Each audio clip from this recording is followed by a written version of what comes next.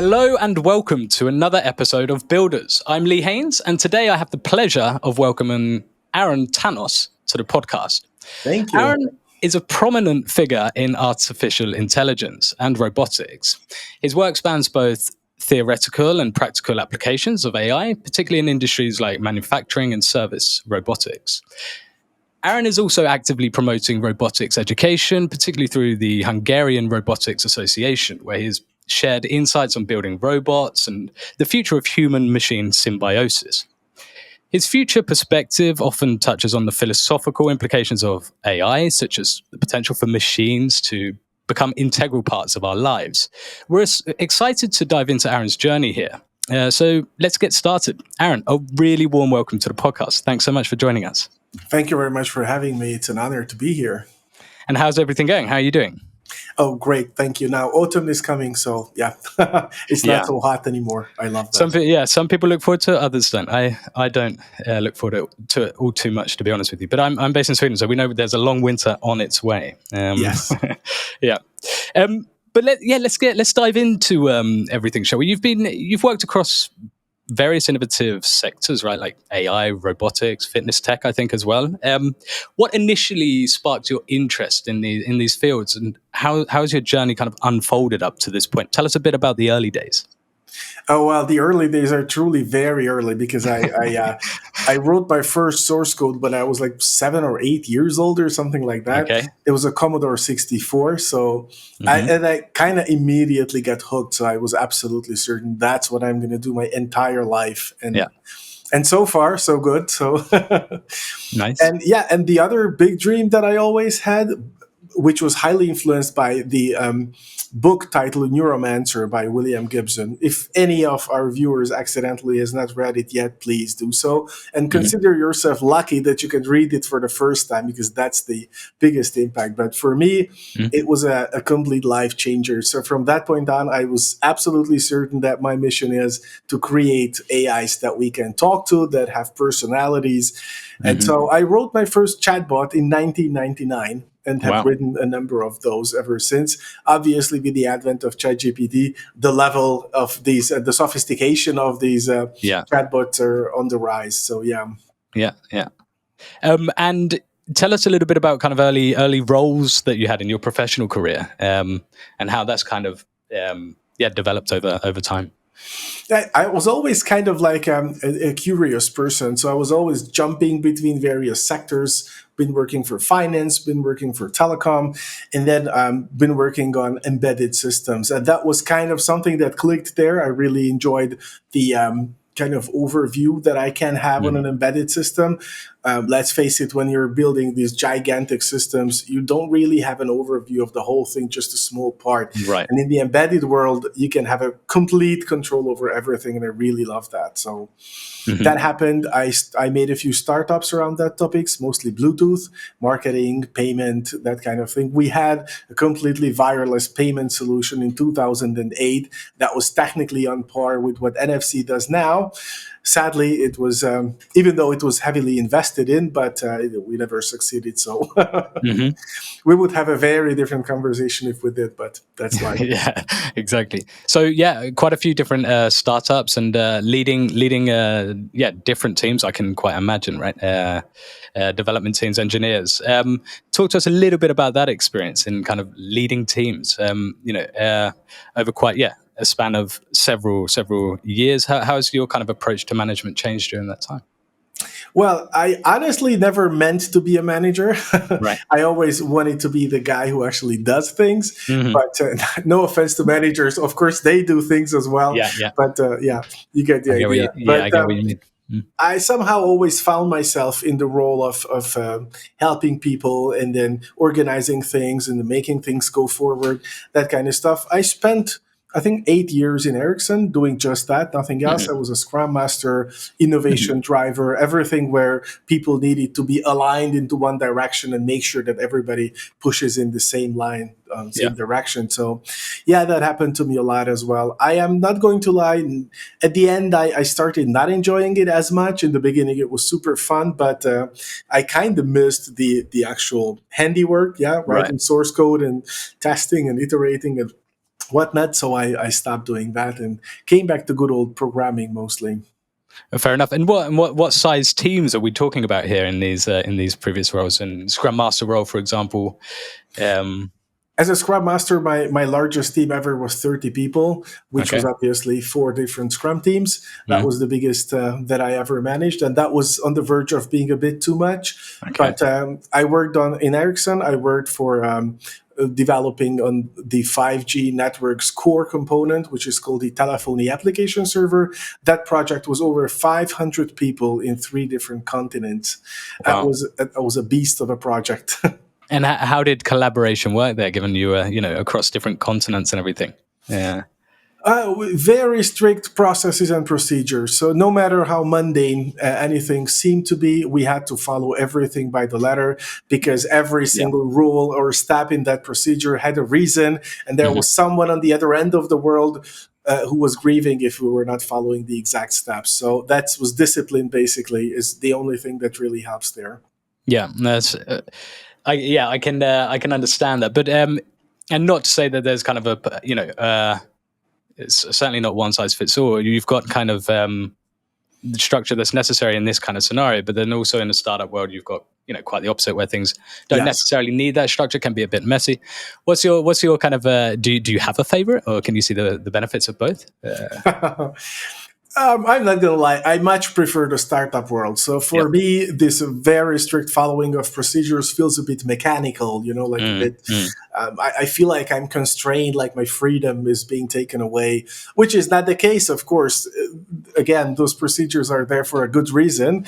It's just my personality type doesn't match that well with these kind of strict requirements. So I much prefer startup world. Whenever I can, I'm always working on small projects, greenfield projects. Those Mhm. give me much more satisfaction.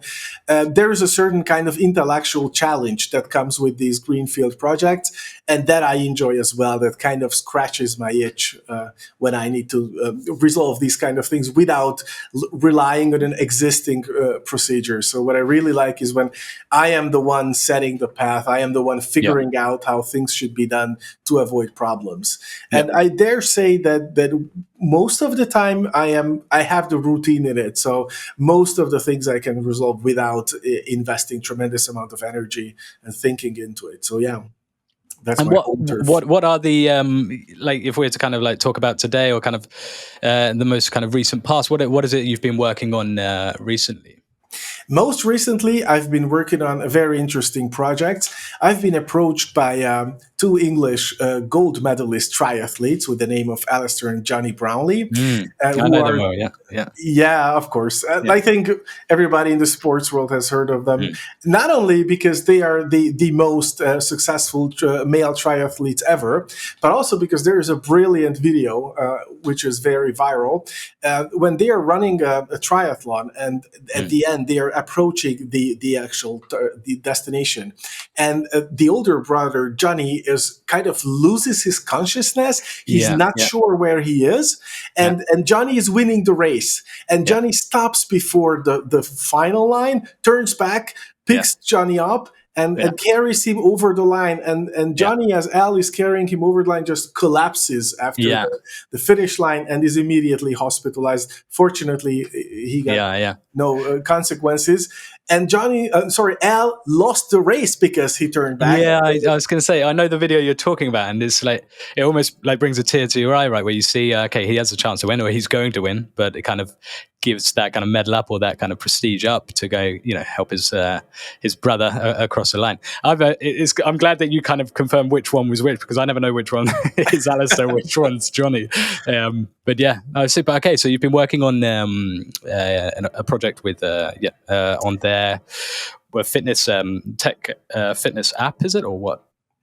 It's more of an embedded part of their website, because Okay. they have this amazing knowledge on how to win triathlon races. And we co-created an AI-based expert that answers people's questions. Let's be honest, triathlon is a cult. You can't Right. just go ahead. You can go and run casually or jog or whatever else. You can't do triathlon casually. It's No, no. 100% or nothing, Yeah. because it's so demanding. The 3 different disciplines are very demanding each. Mm. combining the three of them makes it like a half-time job, even if you're just a Yeah. hobbyist. And Yeah. so they're very eager to get tips and ideas and feedback on how they are evolving. And also, it's a huge load on the system. So you really have to be mindful on fueling your body, making Yeah. sure you don't over-exercise. And Al and Johnny's knowledge is very useful in that field. So the AI answers people's questions on that matter. Cool. Really interesting. And yeah, this experience with the kind of Brownlee Fitness app, or this kind of embedded solution in their website. What lessons, like, obviously the Brownlee brothers are kind of these high performance elite athletes. What experience can you draw from this kind of high performance sports, and how do you apply that to kind of the technology solutions you're developing for these companies? There are two things, a do and a do not, that I Mm. took away from all this cooperation. Obviously, the more important part is the do part, which Mm. is when you are literally on the verge of exhaustion and you feel like you're going to die. Actually, you are at 40% of your capacity and you still have 60% left. Mm. So very Mm. often, developers tend to, myself included, tend to be like, this task is a bit boring. I'm not Mm. really feeling it right now. Let me do it a bit later. No, Yep. that's actually a bad idea. You have to push through. Like Yeah. when Yeah. you're running, and I'm not running, I'm a power lifter, but when you're running and you feel that you're not going to be able to take one more step, you have to break through that brick wall. And on the other end, you're going to be able to run again with no problems. Mm. That's the do's. And the don'ts is, software development is not a sport. It's a profession. And so Right. pushing too hard sometimes can be absolutely overreacting things, or when you're trying to move too fast, you're going to fall eventually. Right. And in software development, this is especially true. Basically, we're talking about tech debt here. There is a Mm. limit. There has to be a limit to how much tech debt you can stack up in your application, because if it's too much, the entire Yep. project can collapse under its Mhm. own weight. And when you're paying back tech debt, you have to pay back the interest, and you have to be very mindful of that. And sometimes high-performing athletes tend to be like, we just need to push harder. That's all we need. Yeah. And the Yeah. answer to that has to be no. Yeah. No, that makes sense. And have you? I don't know if you've been working directly with the Brownlee brothers, or indirectly as part of working in this team, but have they've kind of, I would assume, have this kind of mindset of excellence, being elite athletes and kind of really dedicated to what they're doing. Have they kind of been able to instill that kind of mindset of excellence into the team working and on the Brownlee Fitness app, or kind of how have things worked there? Have you kind of felt that that demand for excellence? Definitely, yes, absolutely. They have very high standards, and they are very keen on being amongst the best, whether it's their website, whether it's their sports performance. Yeah. On the other hand, interestingly enough, this focuses on very specific things. So they are not like demanding everything immediately. They are very Mm. reasonable and sensible Mm. people, and they can absolutely understand other people's situations. And they, of course, are not software developers. So whenever someone reasonably tells them how this needs to look, they absolutely accept that. So they are very much reliant on other people's expertise when they see one. And also, this is very interesting. They have a very good eye on recognizing when people are actual experts or when they're just trying to pretend to be. So Okay. we had a case when we were talking to someone who claimed to be an expert of a certain area. Yeah. And after the call, the opinion was that that's actually not the case. So yeah, Right. Right. they have a very good eye on people, very good. Interesting, super interesting. And talking of expertise, we've touched upon it very, very briefly. Your kind of expertise being in AI, robotics, and this area, right? Yeah. Let's dive a little bit into this area. Where do you see the most exciting developments over the next, let's say, decade? Might be hard to look that far in front, but where do you see the most exciting developments? Do you foresee kind of everyday applications that could really reshape how we live and work, for example? I think so. Yeah. So I have one parable that I always quote in this case: that how are AIs or AI going to take over the control from humans? And Mm. it's not going to be like the Terminator comes and kills everybody who resists. It's nothing like this. No. You are using, I imagine, GPS when you're driving somewhere, right? Yeah. So what happens is you effectively tell a robot what the aim is that you want to reach, and then Mhm. follow the robot's instructions. Do you feel like a slave? No, you absolutely don't. You feel like a proud tool using human. I Mm. know how to use the best tool available for my specific purpose. Yep. Yet still you gave absolute control to the robot and did whatever it told you. And Yep. sometimes it ends up, being in the wrong place or putting you Yep. into a U-turn because it had the wrong data. Nonetheless, next time you still follow the instructions the same. And that's kind of the most exciting for me, at least, is that how we are going to gradually hand over different areas of our life to robots without ever thinking that we're giving up control. We will always be very proud that, yes, we have made an even better tool that solves an even graver problem. Yep. No, yeah, I can fully agree. And what about these kind of humanoid robots? I mean, when like if I think about robotics and kind of Mhm. humanoid robots, I guess a lot of people do, but I think about like Boston Dynamics, human robot Atlas, I think it's called. Yes. Now, I mean, I tell me if I'm wrong. There might have been quite a few milestones that came before that, but this seems like a real kind of early milestone in like the robotics world, like its ability to kind of show. Yeah, I mean, me with this kind of superficial, knowledge, of course, but I guess the hype that it kind of generated means that like a lot of people were kind of, a lot of people were talking about it. Let's say, and it's shown this kind of incredible like agility, decision making. That's kind of what it's been shown off for, you could say. Do you see, basically the question being, do you see these kind of humanoid robots like Atlas playing a significant role in everyday life, industrial applications in the near future, in the very near term? Very sadly, no, not on the near future, and not in midterm, or maybe not even long term, Hmm. because they have very serious drawbacks. The first one is, I am sorry to dispel the magic for you, but Atlas is absolutely not as agile as it looks like, and it doesn't jump and Right. do the somersaults that well as it looks like. The way they set it up, there's a video on Boston Dynamics about Yeah, it, yeah. is We've that been they lied actually, to. yeah, they checked out where the robot jumps, and that's Yep. where they put the next stop. So basically, they are pretty much serving the robot, and there is no decision making in that process. All those brilliant movements are actually pre-programmed, and you would Right, right. change anything in the setup and the robot would fall immediately. And the robot did fall a million times before that video was recorded. So I can imagine. sadly, Yeah. and also Boston Dynamics is, they had the big Spot project, which was driven by a gas engine, and that was for military purposes, but it never went through because it was too loud, too heavy, not Hmm. very easy to handle. So the army never bought it, and then Right. they went to the electrical one, and I am not going to lie, I am still yet to see a true application of the Spot Mini that actually is irreplaceable with anything else. For instance, I saw a video in Sweden where they are using Spot Mini to read gauges in a mine, like go to very far away, Mm. dark and wet places and read some values from a gauge, which is brilliant and Yeah. amazing, but you could just replace it with any gauge that electronically sends the signal distantly, and then you never have to go Mhm. there again. So yeah, I am yet to see that. I am a little bit skeptical about the Boston Dynamics' future. I know they Mm. have a lot of investor money, but not sure how successful they are in the actual market. And Yeah. about the other cases, think of the self-driving car.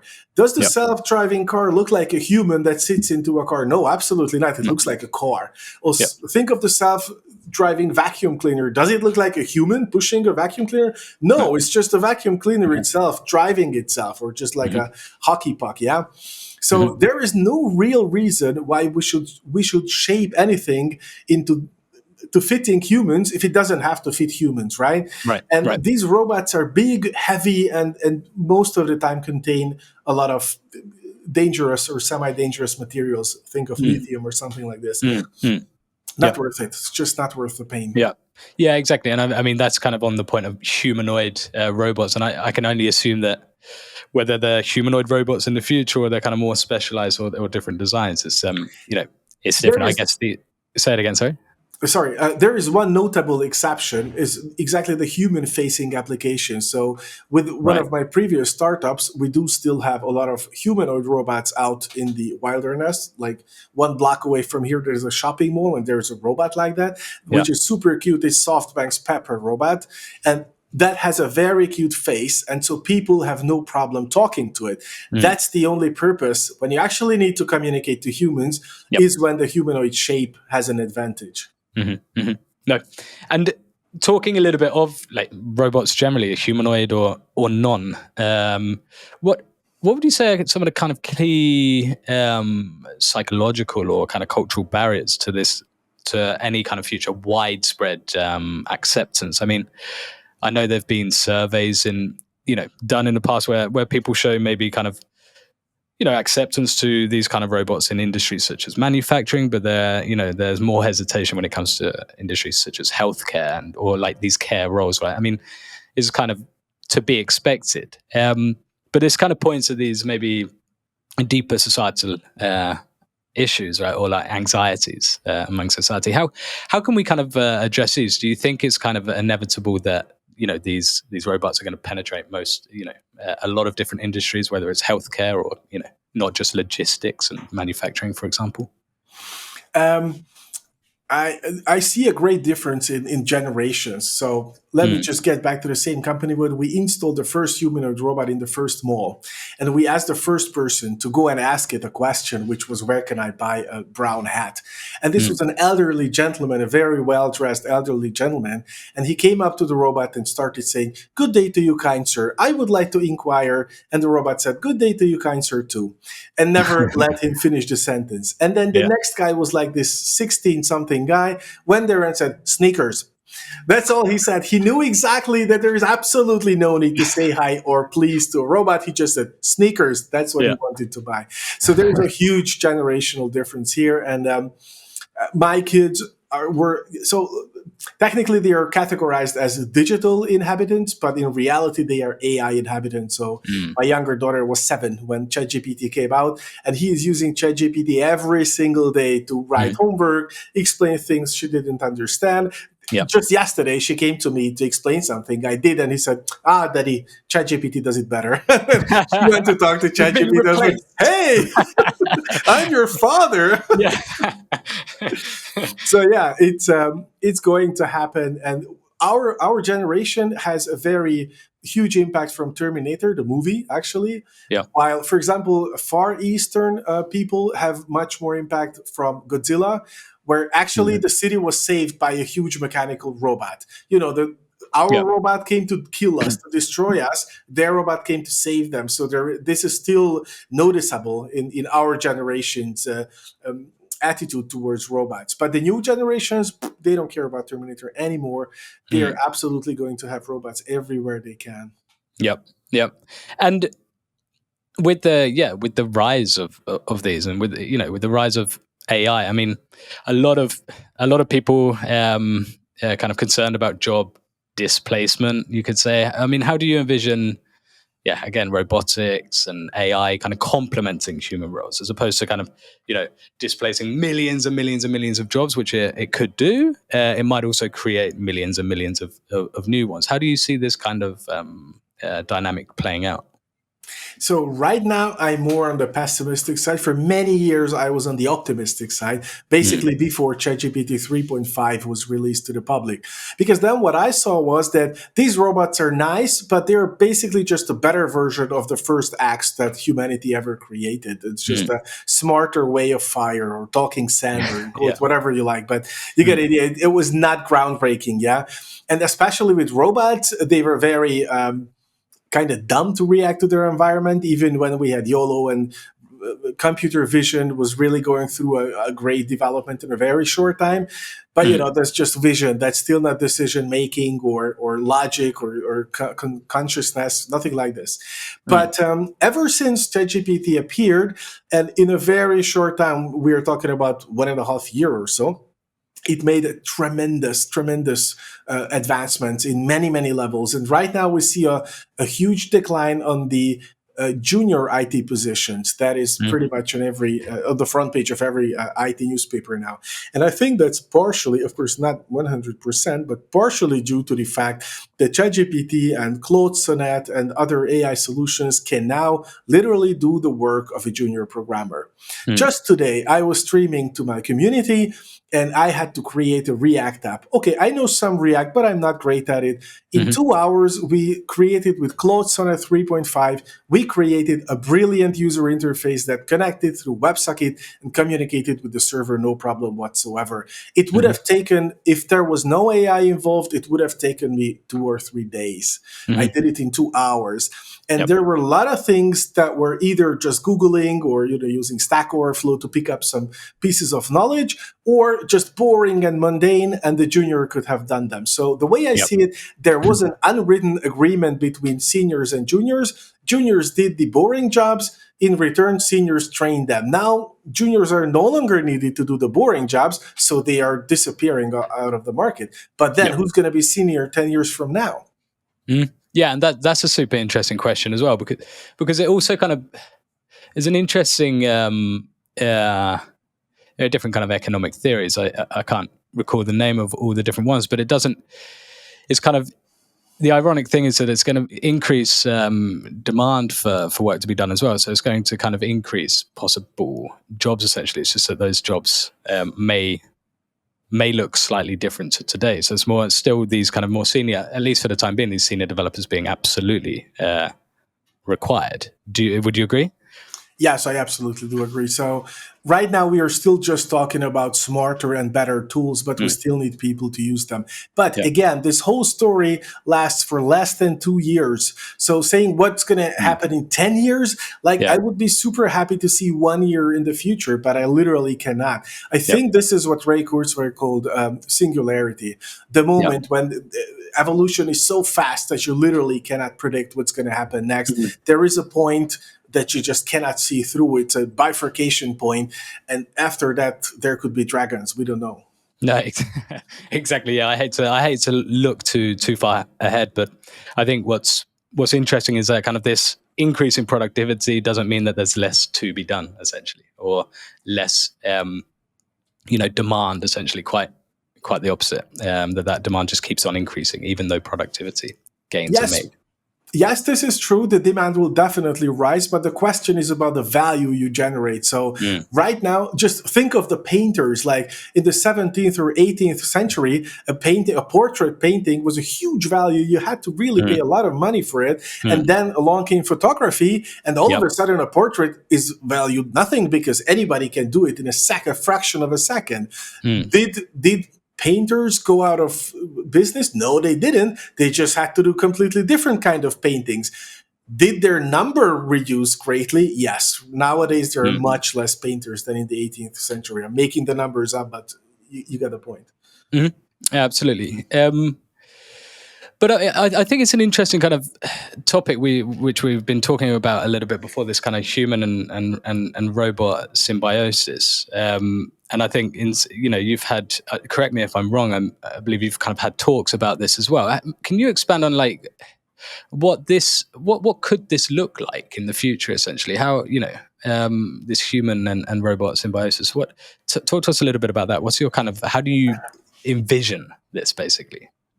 I'm usually not very popular with this opinion, but the way I basically summarize this is we are going to be the cats of robots. Cats, absolutely. Do you have a cat or a dog? No, I've had dogs in the past, but never had a cat. Never had a cat. I'm not okay. a cat man. You're not a cat man, yeah. Yeah, we had both. We have cats and dogs. Right now we have a dog. But the point is, the cat firmly believes that he's the ruler of the universe and everything exists for him. They're absolutely certain of that. And they just do whatever they please. And they are kind of surprised sometimes when you do something unpleasant to them. But at the end, they always decide that this was their will. They wanted it that way. They just let you do that eventually. And so that's pretty much the same thing that we're going to do. So we're going to sleep like 18 hours a day if we so wish. We eat whenever we want, whatever we want. Of course, the selection of foods will be limited by the technology or the machines so that we only eat proper healthy food. But Mm. other than that, we can choose whatever we like. Whenever we are sick, they take to us to some place. Some Mm. weird machines do some things, and then we are cured, and we don't even know what the hell just happened. So that's pretty much our faith. And then we can paint all day and sing all day, learn all the instruments, because no matter how great computers are at those things, we don't care. We want to see a person play the guitar. We want to see a person sing. We don't care how good the computers can sing. Like right Right. now, there is, Suno, the very popular song generating AI. Everybody uses it kind of like a gimmick, like to create a funny song. My kids wrote a funny song about me being stupid, but that's a different story now. That's the kind of way most people use it, and then Yeah. forget about it, and never use it again. So Mm. it's going to be elevator music, basically. So we are free to sing and do theatrical acts and whatever we like, and we will firmly believe that we are the absolute rulers of our world because we Mm. created the machines who make all this possible for us. Yeah. And there will be some people thinking about, but wait, where do all the resources come from? So where does the food come from? And Mm. then the machines will be happy to serve us with an explanation like there's this gigantic plant and then they do things and then it's just food and you eat it. And okay, fine, this is enough for me. I don't want to know anymore. We will have no idea what's going on. And yeah, no idea and lack of control and everything's going, crazy. But here's a kind of interesting question to I put it like this: if you could build any robot without constraints of time or resources, what would you create and why? Oh, that's a really good question. I am still very much focused on helping people. So Mm. I think there was once an experiment that I was not part of, but I saw the results and the process itself, teaching kids with dyscalculia, so kids who were born unable to do maths, Mm. to make them somehow learn some basic maths by using robots, humanoid robots, Pepper robot. Yeah. And the trick was not to make the robot teach the kids. It was a game where the kids had to teach the robot. And if you are teaching Mm. something, you obviously have to be, keen on it and really Yeah. good at it. And Yeah. this made wonders with kids. I think it was some Nordic country, not sure if Sweden or Norway, but Mhm. and that kind of inspired me a lot. And I did do some research in the direction, but I think generally having this whole people who are going through a hard time and need Mm. some emotional support, people who have a hard time learning certain things or writing, reading, whatever it Mm. is, history. We do need teachers. Teachers are absolutely irreplaceable by robots because it's their personality that they are using, Mm. and robots for the Mm. foreseeable future do not have a genuine personality. Mm. However, there are a lot of small things, kind of side tasks that the teachers have to do now because there's no one else to do them, but they're absolutely not integral part of teaching. Mm. Preparing project material, a lot of things really. And Yep. those could be very well automated. And I love teaching. I teach a lot still today. And in Mm. October, I'm going to launch a Python beginner course, sadly in Hungarian. So I Okay. always love teaching. So that's Mm. the area where I would probably do something. Nice, really nice, and really nice that you mentioned something that would have kind of this kind of impact for good for positive kind of societal impact. Anything that you'd for personal kind of gain or to make your kind of personal life easier or anything like that. I know. Like one for me is like since I had a kid, I used to really actually like cooking, but I think if I had to think kind of now, what could I have that would actually positively impact my life in a minute. I think I'd have my kind of a personal chef, right, or like nutritionist. You could say that's kind of follow. It doesn't just follow recipes, but it kind of learns my taste preferences. It kind of my dietary needs and analyzes my health in real time and all. It'd be like a culinary kind of friend or culinary companion, right? That I think that would really change my life right now because I used to like cooking, but now I hate it. It's just limited time. Anything that you'd use for personal gain. But actually, sorry, just to continue that thought. Actually, it's typically not cooking that we hate, but preparing the stuff. So I think Yeah, if you had a robot that exactly. prepares Yeah, everything for you, yeah, but you can do the spicing and just yeah, how yeah. hard The it's burned fun and whatever, part. Yeah. that would be perfect, no? Yeah, exactly. Indeed. But getting back onto kind of more serious stuff. Let's say you've worked in kind of various sectors, right? Some of which we've been touching upon today. We've been talking about the fitness app and everything like that. But what's one surprising thing that you've learned about the different kind of industries that you've been working in, the different approaches within those industries? Anything you can kind of enlighten us on here? Surprising. Yeah, this is a good question. Actually, I've been thinking about this, but the surprises I had were mostly related to people. I think the most surprising thing that came to me in my early 30s is that we are not programmers in the sense that our job is programming. We Mm, are people, right? Our job primarily is to make people happy. And mm, it's not enough to do great programming and write amazing products. It is very important how we communicate to people, how we make sure that everybody gets informed. mm, Even when things are not going well, transparency is very important. And this sounds cliche. I know it does because everybody says that and it's all over the world. But yet still, I have to say that I realized this. I learned this the hard way by not doing and then failing all my projects in my 20s. There is a point in my life when I was 32 years old and I had 33 jobs. I was like a really wow. bad job hopper at the time because I kind of failed these things, every single one of them. And Mm, then I learned it the hard way and I had to kind of stop and think for a moment that, okay, what am I doing wrong? There's clearly something wrong with me. And right. I realized that's the big issue. I can write the best software ever, but if I'm not communicating about it, then I know it's kind of right now I learned a lot. I invested a Mm, lot of time and energy and money into going to courses, learning how to speak, learning how to communicate with people, assertive communication, all mm, that jazz. And they did pay off really, really well because now people like to work with me. It's a feedback I get regularly that even if things didn't go smooth and we went over budget or over time or whatever, which inevitably happens mm, sometimes, people still say yes, but it was so great to know that we are in good hands.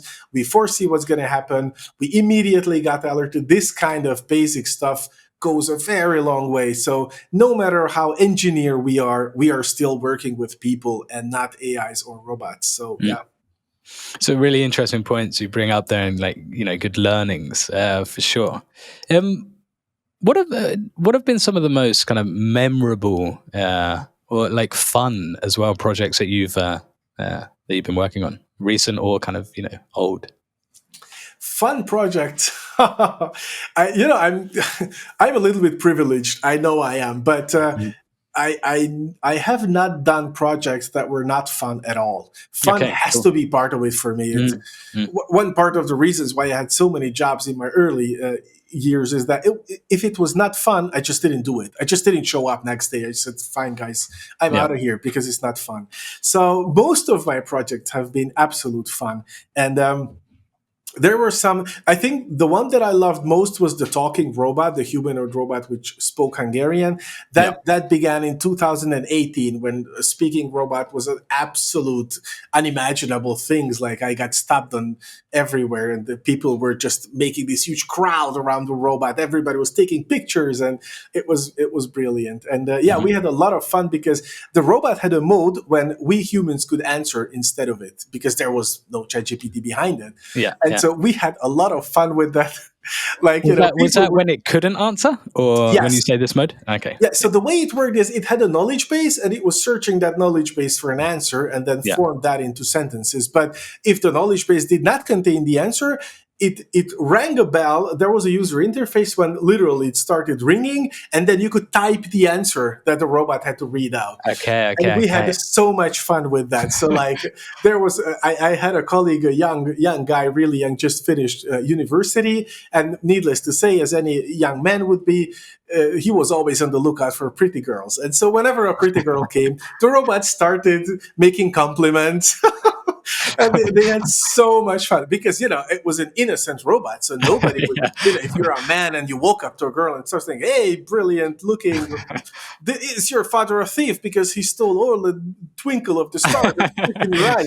That's cheesy. That's kind It of seems so adult. innocent from a robot, right?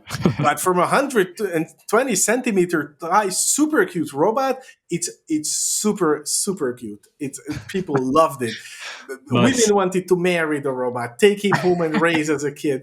All kind of crazy things happened. There was one guy who literally asked the robot to marry him, like with a ring and on half knees, and popped the box open and I popped the can question, picture and it. we're like, okay, what is the knowledge base going to answer to this? So, yeah, that was a lot of fun. So much fun. I can picture you guys kind of sitting, behind it, getting these messages. We need to answer this question. Just Yes, having trying fun to. with it. Nice. You've been talking a little bit about your take and doubt on these robots and everything kind of being able to fully kind of displace jobs or kind of replace humans. I've been, in preparation, looked a little bit at kind of projections for, certain kind of industries like healthcare, robotics, for example, being kind of, this point of contention for certain people. But there's obviously like an increase in demand for surgical robots and, robotic assistants and just automated healthcare solutions. I think there were projections for the market to grow from $5 billion to double to 10 billion within 6-7 year time frame. Yes. It's significant. If these are the projections? I think these are projections made by established consulting firms, BCG and the like. What's your view on this? Do you agree? Do you see this as something that's kind of inevitable, unstoppable? Yes, sadly, it is absolutely inevitable and unstoppable. I've recently been to China and visited a company who are active in this specific field, the elderly care, and they also had a lot of statistics and numbers. And the problem is that the population is aging, so we are getting old, and not as many young people are born, especially true in the developed world. The developing world is a little bit better, but from this standpoint, from the population tree, but still we are very much on the brink of just growing too old, and there will be just not enough people. Even if we have all the money in the world, there will be just not enough people to take care of all the elderly. And there is one aspect that we are underestimating very much now. Yes, there will be robots to bath them, feed them, clean them, and so on and so forth. Who's going to talk to them? Yeah, exactly. That's it was going to actually be a follow-up question here, but yeah, continue. Sorry. No, absolutely. This is something that requires much more attention. And with the advent of generative AI, of course, we have a vague idea, but this is going to be an industry that will be booming in the next couple of years, at worst in a decade. Kind of, and it's not going to be only elderly people while we are at it, because think of the loneliness problem in the Far East, especially, where millions of Japanese youth just stopped dating. They are not dating anymore. Which necessarily means they are lonely and they want to talk to someone. So these kind of mental health, mental hygiene problems are also going to be on the rise. Yeah, absolutely. I can agree more. And it's that loneliness issue, like you said, but also you're talking about elderly, disabled as well. These are not, it's not just kind of restricted to the elder population or generations, really. And at that point where it comes to who's going to talk to them, the emotional aspects here, this is where it becomes much more nuanced, right, or tricky and or unclear, you could say. What's your view on this side of things? Do you see significant potential gains? Are you kind of really optimistic on this side of things or not? That's a good question, because I'm not approaching this matter from a business perspective. Clearly, from a business perspective, it's a huge opportunity. It's very lucrative. On the other hand, though, we are talking about human lives and human souls here and human suffering, which is not to be taken lightly. So what I'm afraid of, let me put it this way, what I'm afraid of is that this will be a huge market and a very lucrative one. And there will be many people, even perfectly healthy, young, sane people, yet still choosing not to have a human partner, but to have an AI partner. And that's not going to be, I mean, of course, when we first hear it, it's going to be super weird, but eventually we will get used to it. And there is one Yep. more area of research that kind of resonates to this, which is the brain-computer interface, which Neuralink is the most known, but there Yep. are many other companies trying to interface our brains with a computer with the intention of transmitting thoughts. It's not about moving arms or playing video Right. games with your mind. Like, let's be honest, there are people whose life is saved by that because they are paraplegic or whatever movement disability they have. And yeah, for them, it's a blessing. But for most of the people, it's just about having, because right now we're communicating vocally, and that's very slow. By the Yep. time you formulate the sounds, you make your mouth move, you move your lungs, whatever, it takes bloody forever. Your brain is completely switching off for the time being. If Yep. you could just do it with the speed of thought, you would have a communication so much more effective. But Yep. connecting two brains is probably way harder than connecting one brain to a computer. So Yep. people Yep. who have a computer partner are going to have a big advantage in the communication area. They will feel their partner much closer than any human ever could be to them. And that is a big, big danger, because we might just stop reproducing. I know it sounds crazy, but we can actually stop reproducing because it's not worth the pain. Yeah. No, I've seen, there's that. There are a lot of people kind of worrying about that. Reproduction and everything as well. Global population and stuff like this. But it's interesting. It's kind of compatibility, right? It's like human brain with human brain, or kind of a computer brain, and like compatibility aspects there as well. But moving on to like a more kind of one of the last questions from me. As someone who's like yourself, who's been deeply involved in AI and robotics for a long time, what advice would you give to these young developers or whoever kind of aspiring robotics? I don't know if it's even a word, kind of roboticists that want to make their mark basically in these fields, that are kind of getting into the field today. What would be your advice for them? This question I get actually asked many times a day, because as I might have mentioned, I'm streaming nowadays in Hungarian, sadly, and there are a lot of young people on my channel asking for advice on how to kickstart their career. And I have two advice for them. The first one is, don't give up. It's super hard now, very hard. Very few people get hired. Just don't give up. Keep on pushing. Keep on improving your CVs. Just keep on doing it. Also, there are many people who are like, okay, I'm just giving in and I will just apply for any job. I don't care what kind of job it is. Maybe it's not worth doing that. Of course, there are many different life situations, but generally speaking, you want to stay on the course that you have picked for yourself, because this whole bad period lasts a year at worst, or 2 years at very, very worst. And then everything will be back to normal. And then you're going to have a CV that lacks the expertise you need, or you're going to have a CV that is exactly on track. So to keep focused on track. And the other thing is that I always suggest people do is do something that looks great, whether it's an everyday problem solved with an AI included in it, or a specific problem to your area locally, or your specific apartment that you live in. Whatever it is, do something that is visible, tangible, that you can show to people, that you can take a picture of into your CV. Because like many people apply for the same job, for all the jobs, and you need to stand out. And the question is, how do you stand out without getting more than 5 seconds of time? Well, you have to put something onto your CV that is so unique, so original, that people just stop and say, okay, I want to see who this guy is, and then put you in the column. So these are the two things that I always advise. Yeah. Super good pieces of advice. And before I wrap up, is there anything that you'd like to add? Anything that you'd like to mention for those listening? Yeah, it's just one very interesting thing that might be more interesting to you than the actual viewers, but still. As you all know, this whole project that we have talked about, the triathlete, came through Proxify. And so, as far as I know, and please correct me if I'm wrong, I'm the only person right now who has 2 Proxify accounts, one as a developer and one as a customer. I see both sides of the interface, which I think is kind of funny. And it's very interesting to see how the input that I give as a developer appears. I don't see myself, of course. I see. No, of course, yeah. But nonetheless, it's very interesting to see how the two sides of the coin are matching and getting together.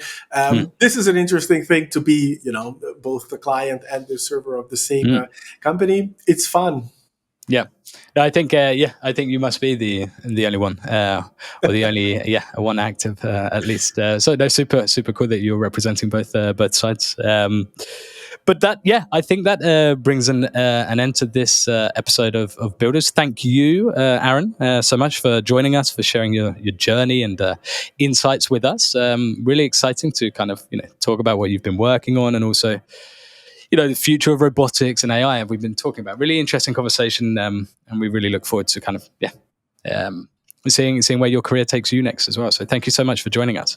Thank you very much for having me. And well, then I see you soon in another meeting. Indeed. Hopefully, yeah. And to our listeners, thank you so much for tuning in. Please remember to subscribe for more inspiring stories from top innovators. Until next time, keep building, and ciao for now.